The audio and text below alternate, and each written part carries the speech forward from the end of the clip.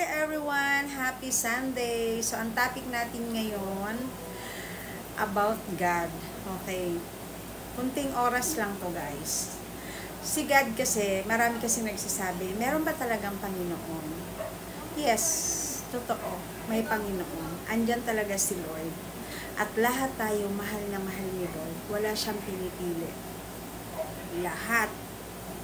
Kahit masama ka, mabait ka, o ano man ang ugali mo, lahat tayo mahal na mahal niya. Okay, bakit nasasabi ng iba, walang Panginoon? Or may Panginoon ba talaga? Kasi sila yung dumanas ng sobrang hirap. Bakit? Sa tingin nyo ba yung mga dumanas or nakakaluwag na, mayaman na, or naka-LL na, nakaluwag-luwag na, sa tingin nyo ba hindi sila dumanas ng hirap or sobrang hirap? Meron bang gumanon agad? Marami din silang pinagdaanan, pero consistent lang sila.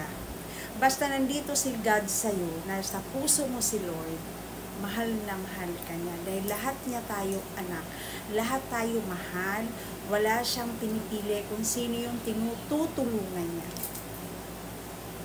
Maaring hindi ka pa sinwerte ngayon at hindi mo pa oras, kaya naranasan mo yan, pero once na ibigay na ni Lord ang para sa'yo, hindi mo na yan kayang pigilan.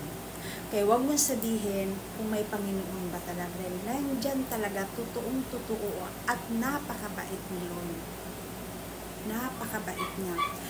Nasabi ko lang to guys, or natopic ko lang kasi kapapanood ko lang ng vlog ni Uncle Chito kay Nars Sky, yung may cancer na Bisaya. Diba, nakakaiyak lang kasi sabi niya, nahiya daw siya kay Lord kasi hindi daw siya pala simba. Kaya nahiya siyang humiling. Totoo. Nahiya yung, sabi kasi nila, yung iba daw, binibigyan daw ng sakit para magbalik loob kay God. Yung iba, binibigyan daw ng sakit para maalala nila uli si God. Parang hindi rin naman ako naniniwala. Kasi pag oras na magkasakit ka, magkakasakit ka talaga. Kaya nga sa mga kasabihang ganyan, nung ako'y nagkasakit, naisip ko, mabait naman ako kay God. Meron or wala ako, may problema or wala, may pera or wala, lumalapit naman ako sa Kanya. Lagi naman ako nagsisimba, lagi ako nagdadasal. Andito siya sa akin, araw-araw, every minute, lahat ng oras, andito siya. Pero, andito ako ngayon sa harapan niyo, hindi ko akalain na magagawa ko pa itong ginagawa ko ito ngayon. Gaya ng pag-vlog, pagla-live selling. Kasi nga, di ba nagkasakit ako na akala ko rin, hindi ko na magawa ang mga bagay na ito. Kaya magtiwala lang tayo, magdasal lang tayo, ibibigay at ibibigay niya yung mga gusto natin. Hayaan na nating ipaubaya sa Kanya ang lahat, dahil siya lang ang may alam. Sa may mga sakit dyan, kaya nagka-anxiety kayo, alam ko po yung pinagdaanan nyo, dahil takot po tayo, lahat naman siguro tayo, takot mamatay. Pero alam nyo guys, once na i-apply nyo si Lord sa puso nyo, hindi kayo matatakot. Diba dumanas na nga ako ng nakahiga, na nasa gilid ko yung asawa at anak ko, sabi ko, bahala na kayo. Tapos yun, parang naghabilin ako sa panganay ko, naghabilin ako sa asawa ko, binigay ko na yung PIN code ng ATM namin kasi inisip ko yung pambayad ng hospital.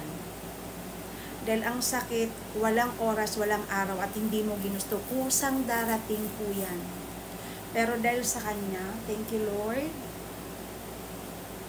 nakaiyak, diba? Wala talaga imposible sa Kanya. Sabi ko kasi sa Kanya, bahala ka na sa akin. Tapos,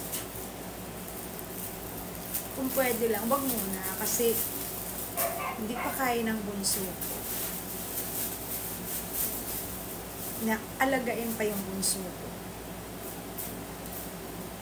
Kailangan niya pa ako. Yung bunso ko lang inaalala ko, okay na ako. Sarili ko, asawa ko, okay na. Kasi kaya naman nila eh. May mga kanya-kanya na kanilang hanap buhay. Pero ang iniisip ko, yung bunso ko talaga. Pero thank you, sobrang thank you. Yung iba mga pagsubok lang yan, huwag lang tayong mawala ng pag-asa. Kasi Marami talagang pagsubok pero kayang lagpasan. Ayun lang, maraming salamat. Please share our live. Like and follow. Thank you so much.